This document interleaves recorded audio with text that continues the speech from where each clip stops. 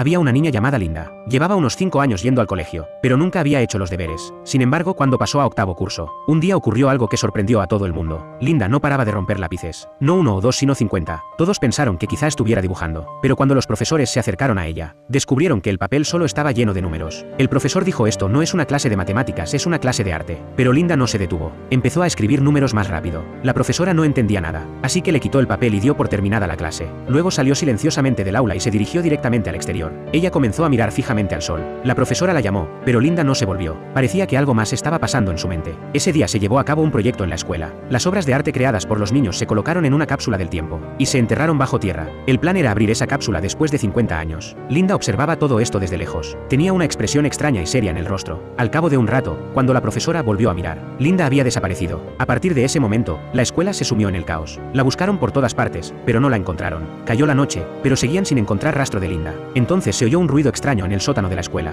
Una profesora se armó de valor y bajó al sótano. Al ver lo que había allí, se echó a temblar. Linda estaba sentada en el suelo. La sangre le goteaba de las manos, y sus dedos no dejaban de moverse. Ella escribía el mismo número una y otra vez y murmuraba: espera. Esto asustó a la profesora, que retrocedió. 50 años después, la escuela abrió la cápsula del tiempo. En su interior había obras de arte antiguas de los niños. Se las regalaron a los niños recién llegados. Algunos recibieron un dibujo de un cohete, otros un coche volador. Todos los niños estaban muy contentos. Pero había un niño llamado Carl, que solo recibió un trozo de papel viejo, en el que había muchos números escritos. Carl se entristeció un poco. Entonces vio a un desconocido mirándolo fijamente desde lejos. Cuando Carl se dio la vuelta, la persona había desaparecido. Carl pensó que esos números podrían tener algo especial. Se llevó el papel a casa y se lo mostró a su padre Jack. Al principio Jack pensó que era una broma de niño, y puso el papel debajo de una taza, pero se sorprendió al ver un número: 9112996. El 911 coincide con la fecha de un acontecimiento importante, y el número de muertos en ese momento, 2996, también coincide. Jack no creyó que fuera una coincidencia. Empezó a leer detenidamente todo el papel. Cuando relacionó cada número con la fecha y las muertes, vio que en cada fecha había ocurrido algún accidente grave en el mundo, y algunos números pueden corresponder a eventos futuros. Jack se asustó con su propia suposición.